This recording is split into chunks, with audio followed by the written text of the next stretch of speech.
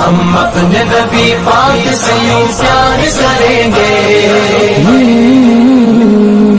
तुम्हें हुसैन के सजदे याद नहीं आते हैं, नमाजें याद नहीं आती हैं, पैदल मदीने से चलकर मक्का आकर के 25 मरतबा हज करना तुम्हारी समझ में नहीं आता है, खानदान मुस्तफ़ा की बहू बेटियों का पर्दे में रहकर जिंदगी गुजारना याद नहीं आता है, एक एक खजूर चूस चूस के 2-2 महीना पानी पी पी के जिंदगी गुजारना तुम्हें याद नहीं आता। घर के वालों, नबी के घर वालों का ये खुराफात तुम्हें याद आती है।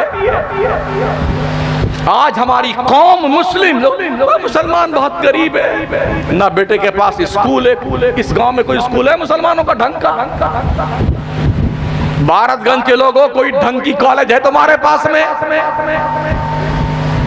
कोई इंस्टीट्यूट है तुम्हारे पास में? कोई मेडिकल कॉलेज तुम्हारे पास में है? इलाहाबाद से लेके यहां आने तक मैंने कई कॉलेज देखे गैरों।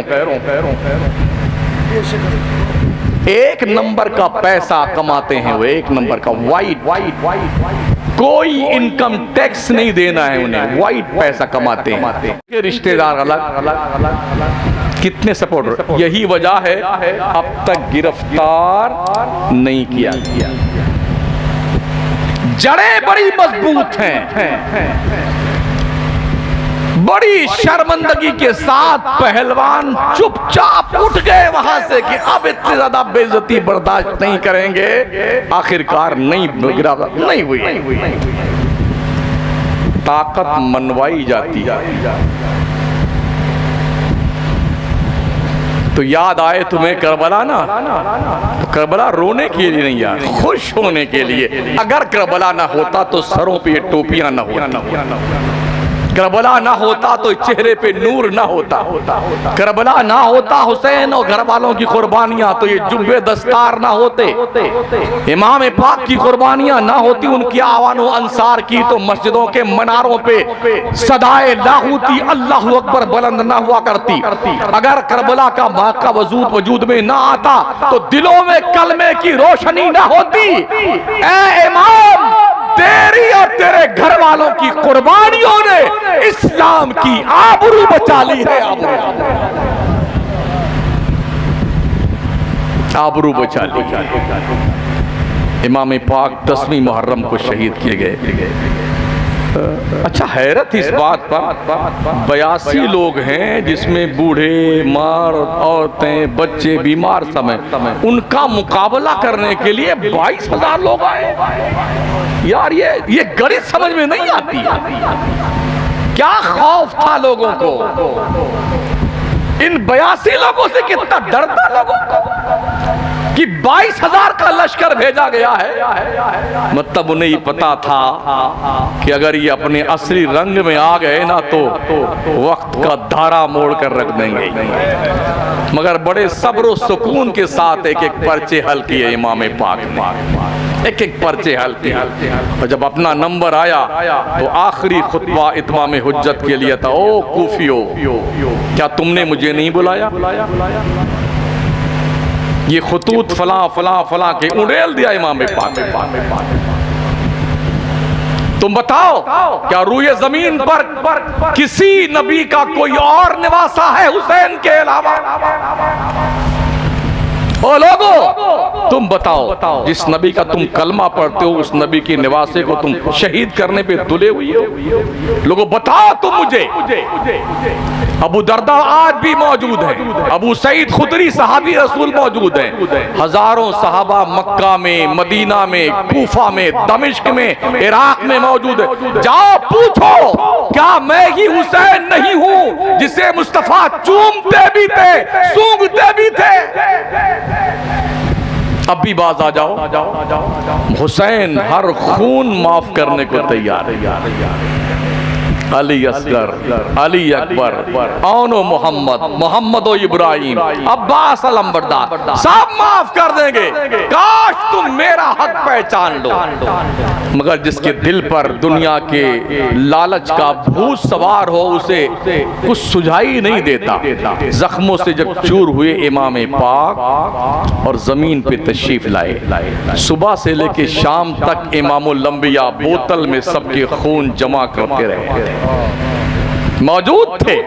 इशारा करते ना तो लश्कर यजीद धंस जाता जमीन में, मगर नहीं, पाले गए थे दीन को जिंदा करने के लिए, ताकि कयामत तक उम्मत ये सबक ले ले, नबी के घर वालों से खून में नहाओ, जख्म सहो, सर फिदा करो, जब वक्त आए दीन पे यूं हक अदा करो। जो जान मांगो तो जान देंगे, जो माल मांगो तो माल देंगे, मगर न होगा ये हमसे हरगिज, नबी का जाहो जलाल देंगे। इमाम पाक गिरे, कितने जख्म तलवारों के, कितने नेज़ों के, कितनी बर्छियों के, कितने तीरों के, जमीन पे तशरीफ लाए। अल्लाह अल्लाह, शिमर दिल जोशन सीने पे बैठा था। इमाम पाक ने फरमाया जरा सीने से हट जा, खानदानी पेशा हमारा ये है कि हम सजदा करते हुए जान देते, हमें आखिरी सजदा कर लेने दे, जालिम उठा नहीं। इमाम पाक ने अपनी गर्दन को कुव्वते हैदरी की बुनियाद पर जो बाप से विरासत में मिली थी, गर्दन मोड़ा और सजदा किया। डॉक्टर इकबाल कहते हैं इस्लाम के दामन में बस इसके सिवा क्या है, एक ज़रबे यदुल्लाही, एक सजदे शब्बीरी, हो सके तो लाइए दोनों जहां मीज़ान में, हमने एक सजदा ज़मीने करबला से ले लिया। ताज़िया बनाने वालों, हुसैन ताज़िया बनने के लिए नहीं शहीद हुए थे, हुसैन इसलिए शहीद हुए थे अपने बच्चों को तैयार रखो, अपने जवानों को तैयार रखो, जब भी दीन मुस्तफा की शक्ल बिगाड़ी जाए जिंदगी के नजराने पेश कर दे, इसलिए कुर्बान थे।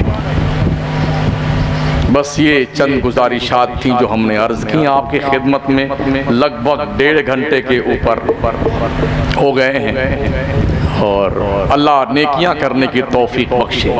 एकजुट हो जाओ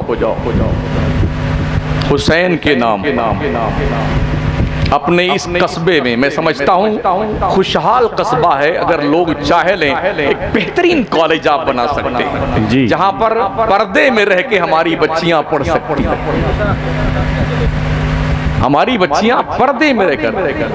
आज क्या हाल है, एक मुस्कान को कितना पीछा किया कर्नाटक में, मेरा बयान मौजूद है ना उस पर। जी हिजाब पहन के आई थी तो लफंगों ने रास्ते में कितना टॉर्चर किया था उसे, पर्दे में रहते हुए उसने जज बन के दिखाया। इस्लाम दायरे में रहते हुए औरतों को आगे बढ़ने का मौका देता है, मगर कुछ बाउंड्री है, कुछ सरहद है जिसे क्रॉस नहीं करना है।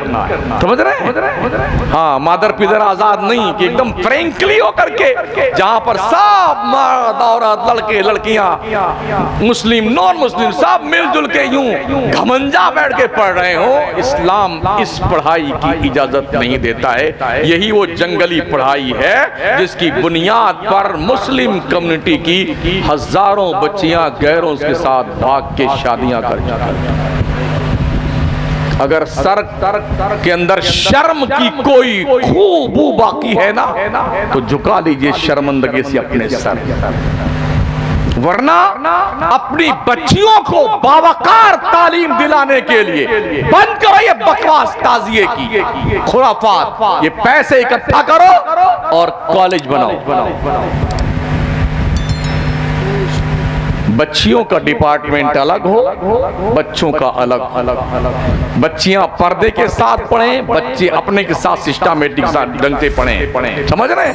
अपने ये पैसे यहाँ खर्च करो ताकि आप मर जाओ ना तो मरने के बाद कम से कम आपकी नस्लें आपको याद करें कि मेरे पुरखों ने मेरी क्वालिफिकेशन पर तवज्जो दी है, ढोल बजाने पर।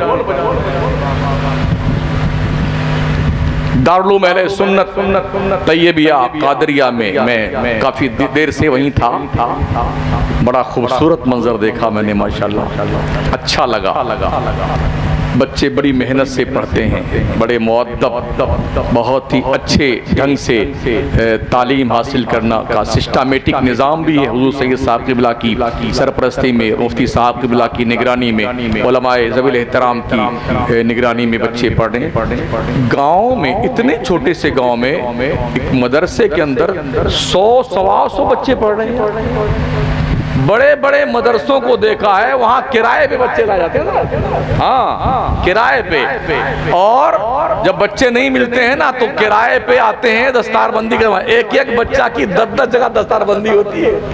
यहाँ भी जुब्बा मिल गया, जोड़ा जामा मिल गया, नजराना मिल गया। दूसरे मदरसे का वहाँ भी पहुँच गए, तीसरे वहाँ भी पहुँच गए। 12 जगह 15 जगह एक लड़के की दस्तारबंदी। कहतु तलबा का सफर आ गया, बच्चों का कहत पड़ गया है। इसका मतलब ढंग की पढ़ाई हो रही है, मेहनत की जा रही है, तवज्जो दी जा रही है, निजाम ठीक है, कमेटी के लोग मेहनत कर रहे हैं, हजरत की सरपरस्ती में उलमा मेहनत कर रहे हैं और बच्चे पढ़ रहे हैं। आगे बढ़ा। और याद रखें, जो बच्चे कुरान याद कर लेते हैं, दुनिया की कोई तालीम उनके लिए कोई हैसियत नहीं रखती है। हाँ, जो 30 पारे कुरान अपने सीने में महफूज कर लें, वो चाहे मेडिकल साइंस की बुक्स हों, चाहे लॉयर्स की बुक्स हों, चाहे इंजीनियरिंग कॉलेज के पढ़ने वाले बच्चों की, इनकी कोई हैसियत नहीं उन बच्चों के सामने जो कुरान के 30 पारे याद कर लेते हैं। मेहनत कीजिए, पढ़ाइए बच्चों को। अल्लाह हमें भी नेक बनाए और आप सबको नेक बनाए। जिन्होंने महफिल सजाई, अल्लाह उनके दिलों को सजाए। जो बयान किया गया, अल्लाह मुझे भी अमल की तौफीक बख्शे और आपको भी। अस्तगफिरुल्लाह रब्बी मिन कुल्लि ज़ंबि व अतूबु इलैह। ला इलाहा इल्लल्लाह मुहम्मदुर रसूलुल्लाह। अस्सलामु अलैकुम व रहमतुल्लाह।